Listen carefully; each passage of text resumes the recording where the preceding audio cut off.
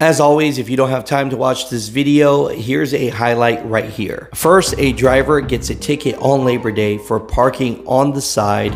Why? Because the truck stop is full. Second, a truck driver loses control and over 17 people were injured. A third post has been put out and it's another U-turn. This time it's a Publix truck, but the information on when it happened was incorrect. Fourth, local interstate drivers in Texas are exempt from the English proficiency test, even if they can't pass the test. And fifth, I interviewed a truck driver at Semi-Casual Truck Show, and he had concerns because he's in the farming agriculture business and the trucking side of that, and he has some things to say to Secretary of Transportation Sean Duffy.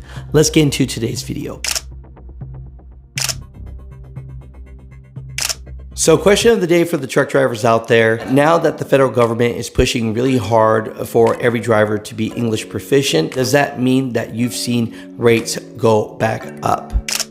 Happy Labor Day to all the truck drivers out there. Definitely want to give this shout out to James. It says here, not enough places to park in the truck stop. This is how we get woke up at daylight with $160 ticket. Now, when I asked where this happened at, he says, Knoxville, Tennessee. Help yourself to share this, brother. So, mother truckers, if you're out there in Knoxville, Tennessee, definitely don't park on the side anywhere, because if you do, you will get a ticket. This truly does bring up a big situation in the trucking industry. You know, we need more truck parking. You know, we hear Secretary of Transportation Sean Duffy is talking about grants and opening up more truck parking. My only question is, why does it cost $150 million to open up 14 parking spots? Where's the rest of that money going? Let's talk about this crash report here. People have been sending me this from AP News, and it says multi-vehicle crash injures 17 and shuts down major interstate in East Texas. Right? It says in Lindell, Texas, multi-vehicle crash Saturday on East Texas interstate sent 17 injured people to area hospitals and shut down a major interstate for hours. None of the injuries appeared to be life-threatening after the crash along Interstate 20 involving 2 tractor trailers and 6 passenger vehicles, Lindell, Texas Fire Chief Jeremy LaRue said. Right, so this happened at 4 p.m. on Saturday. Of course, the traffic is now open. Here, Aaron.TikTok says August 30th, 2025, I-20 wreck in Lindell. 18-wheeler was out of control and smashed up to 6 vehicles and then nearly went over the side. I had to pry the white truck's door open, but the elderly couple were okay. 19 people were involved. So this was straight from the trucker's mouth. Now, I do want to bring this to truck drivers' attention. You know, on social media, especially Facebook, there is a platform called Truck Driver, and they put this out there. Basically, it's a Publix truck making a U-turn. I remember talking about this report back in 2023, but I looked to make sure, and yes, it was in 2023. So a lot of drivers have seen this, but it's one of those things where they're just putting it back out there. So it's making it look like there are people doing U-turns all over the place that are crashing into vehicles, and that's not the case in this situation. So just wanted to make a clarification on that if you do see this right here, this happened back in 2023. Now, we do know that a few days ago, Secretary of Transportation Sean Duffy made this public announcement stating that if Washington, California, and New Mexico doesn't follow the federal rules and actually push for English proficiency when pulling over a truck driver that they deem might not be able to understand the road signs, you know, that they would stop funding them. But here's the catch. Texas actually has in legislation that if you are interstate working locally, they do not have to test you. And actually, even if you don't speak the language, they knew it was going on because they said that they made an exemption for this back in the day. Why? Because they said that they were short on log haulers and rock haulers. The subject line of that email, as you can see, reads English Language Proficiency Testing and Enforcement Policy. That May 20th email from Major Omar Villarreal, and he heads the Texas DPS Commercial Vehicle Enforcement Unit, and it reads, the violation and out-of-service condition will only apply to motor carriers engaged in interstate operations. They need to actually, through legislation, change this rule. They said there was a shortage, like you heard, of people that are doing rock hauling and logging.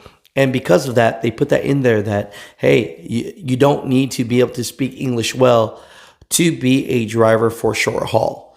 And so now they're going to have to push for that, get legislation changed, because right now, if you are a truck driver within Texas, you are exempt from any English proficiency test. And so we did touch on that last month.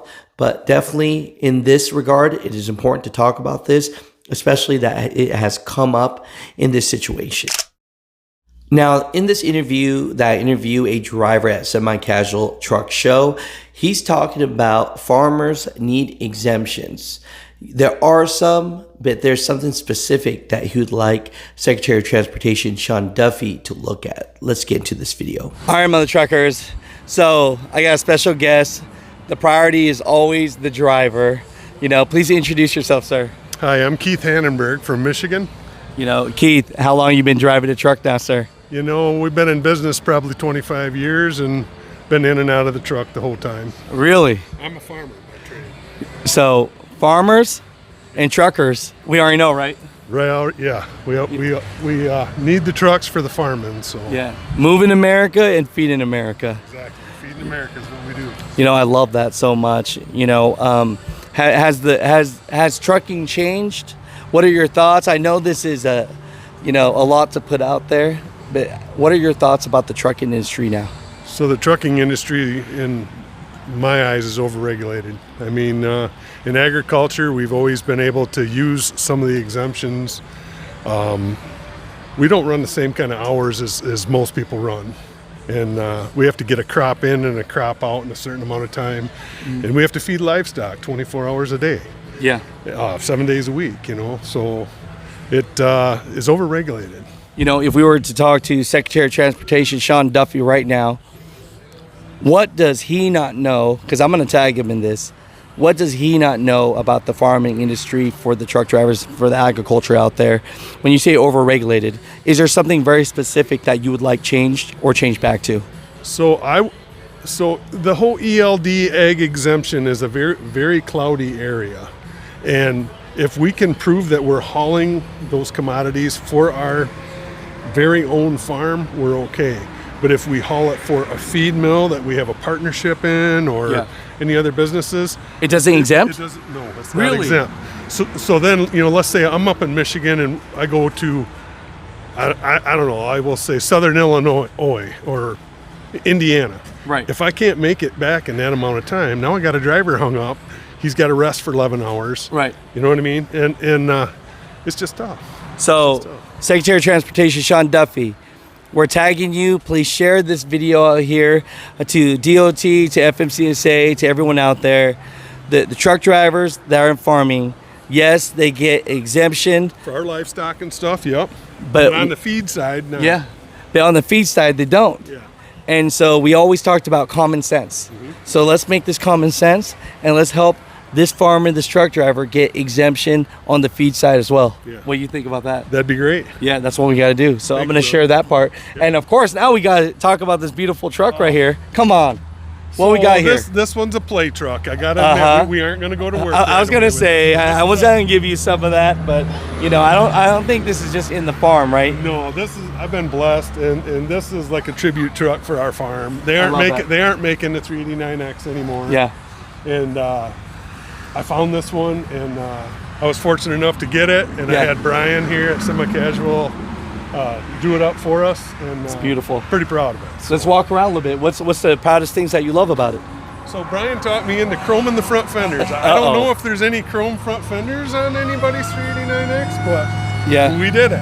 That is wild. I got a Chad Berry front air ride, so it sits nice and low. Yeah. I got kind of a unique color combination for an X, I think. It's a light gray.